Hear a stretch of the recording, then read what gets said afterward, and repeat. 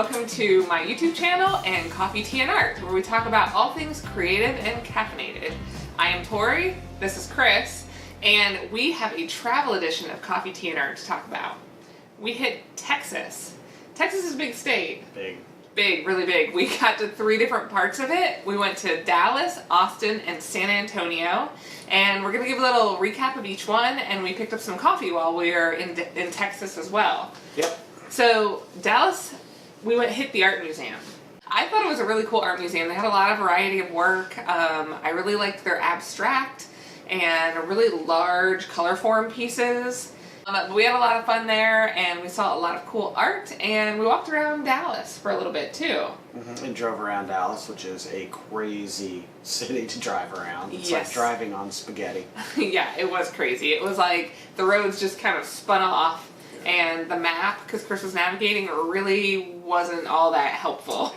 After Dallas, we headed to Austin, where I have an art friend, Heidi, and she's an amazing watercolor artist. Did a little interview with her, so check that out.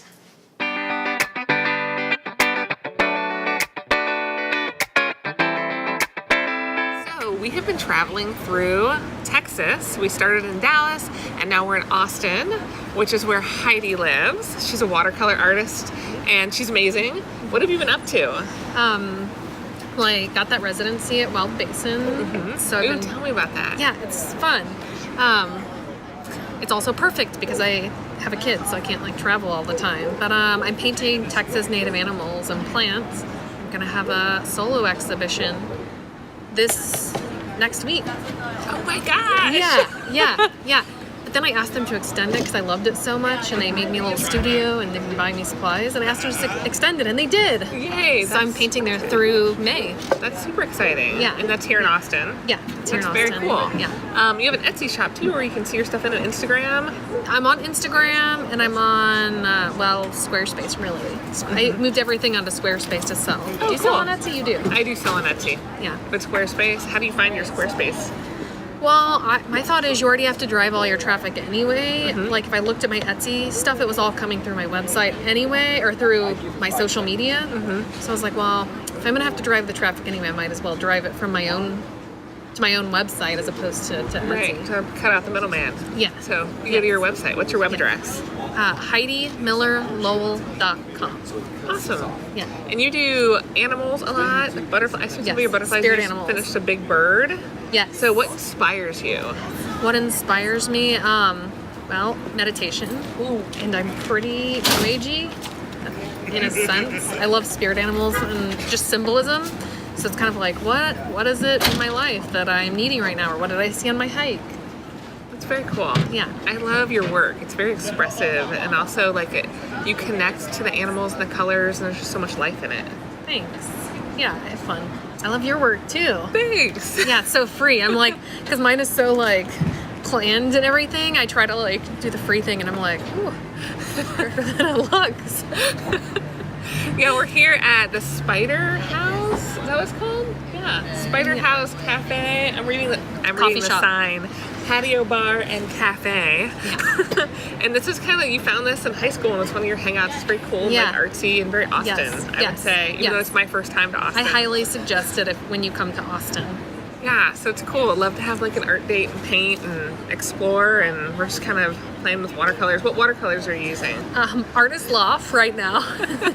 People always ask me. I'm like, I use like the lowest Artist Loft all the way up to Schminky.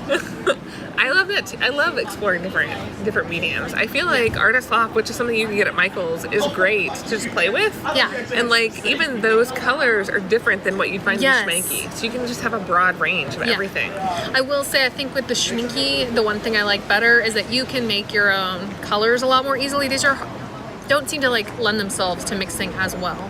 Do you feel See like a little that? gum Arabic. Oh, with these? Yeah. Oh, aha. And then you can mix. Okay. Good to know. So thanks for hanging out. Yeah, thanks for having me. Or thanks for visiting. Yeah. Thanks for putting up with my awkwardness. I don't know. No, awkward is I'm awkward constantly. That's why I like you. Well, thanks for watching. And we're back. We had a lot of fun hanging out with her, and working on the sketchbooks. Well, you like shot it, so Chris didn't have as much fun, but Heidi and I had a blast. And the art supply I'm going to show you in a little bit goes with that interview because it's watercolor based. Nice. So after we hit Austin, San Antonio was up next and the last place we visited. We were expecting a little warmer weather, and we got just the opposite. Do you want to talk about that? We got a little warmer on day 1, and we got an ice storm on day 2. Yeah, an ice storm in San Antonio. Yeah. Being from the Midwest, the level of ice storm happening there would not really have slowed anybody down. In San Antonio, it shut the entire city down. So the museum we were hoping to go to that had a Tim Burton exhibit, closed. The restaurants we wanted to go to, closed. Coffee shops, we found one that was open. Yeah. But then they shortly closed. Yeah. It was like, get your coffee and get out. They had a completely full packed place because like nothing was open, and they were like, hey everybody, we hear more ice is coming, everybody get out. So it was a little crazy. We ended up watching weird movies in the hotel pretty much the whole time. And drawing. But that's okay. Oh, we forgot to talk about the coffee from San Antonio. Or Austin, where we bought it. Oh yeah, that's right, Austin. So Tweed Coffee Roasters is actually who this coffee is from, and they actually roast it in Dallas, but we picked it up in Austin at a cool coffee shop. Yeah, and they have a subscription coffee service if you want to check them out. So this one is Barista's Reserve, which has plum, vanilla, and it's velvety, according to the label. Yes, we are going to test that out at the end of this episode and see how it goes. We wanted to show you kind of the packaging before we did that. We didn't want to rip it up. It was really nice packaging. Well, it would be hard to read what it is, too, once you kind of tear into it and open it. True. Can you even smell it? Yeah, I can smell it. Oh, yeah, it's good. You can really smell that, like, plum. Huh, I can't wait to taste that. So before we get into that, we did hit the Alamo. We didn't actually go in the gate because we had to go at night. Yeah, it was closed. Yeah, but it was still pretty cool. And I've never seen it at night, so that was a new experience for me. You've never seen it at all? I have seen it. I've been to San Antonio before. Oh. I've never seen it at all. We have some art supplies to share with you, and Chris has a book. So like I was talking about, watercolors. These are Peerless Watercolors, which essentially are, I'm holding it in front of my face, which are essentially flat sheets of watercolor on paper. And they blend really well. They're super travel ready because they're dry, so all you really need is a water brush to go along with you. And this is a whole book of them. And they're really cool. They have really vibrant colors. The one thing about them is you don't expect some reds and some blues to be red and blue because they all kind of look brownish. Well, this one obviously looks red, but some of the ones in the back. Yeah, this one's all like crinkly. Yeah. Geranium pink. Mm-hmm. Some of them get like that. I think whatever how the pigment sets. But you wet them and they go right back into watercolor. So these are really cool because you can cut, since it's paper, you can cut them into little corners and you can put them in your art journal. You can put them into a little travel pamphlet and have watercolor with very, very little weight. So perfect for traveling. Yep. I also want to share a sketchbook that I recently picked up called Sketchbook with Voices. It has prompts and inspiration from contemporary artists. So each separate page in here has a prompt, and I did one, and I did a little video to go with it if you want to open it to where this binder clip is. This prompt was by Susan Rothenberg, and it was basically about think in your mind and close your eyes, and where do you want to be? And you can't because I painted over it, but I read it. Okay. Where do you want to be? I don't trust that there was a quote there. There was. You can see them. Do you want to be inside? Do you want to be outside? Close your eyes, think. Now quick, draw it. So I actually thought, I am exactly where I want to be. I was in the studio and I did a painting of my comfy chair that sits in the studio. So, and then just kind of expressed how I felt about it around it. So it was a very kind of quick, really impressionistic version. Do you want to read one of the other quotes in there? Well, I thought we should show what a blank page looks like at least. Oh yes. So the quotes are at the very bottom and it's blank and ready to go. Yeah. So the quote on the next page is from Matt Mulligan. No G in there. Yeah, Mulligan. Do a drawing of a place, go inside the place. What is the air like? How do you feel when you're in there? Put your mind's eye into the picture and walk around it. Walk within this expression to define its borders. Push it beyond reasons you can follow. So what does that evoke?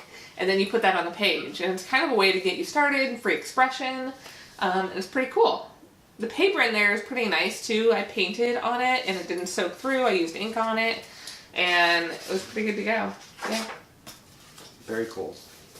And then I'm going to do my drawing at the end in the Baron Fig that I used last time. These are a lot of fun. Definitely a good journal to take with you traveling.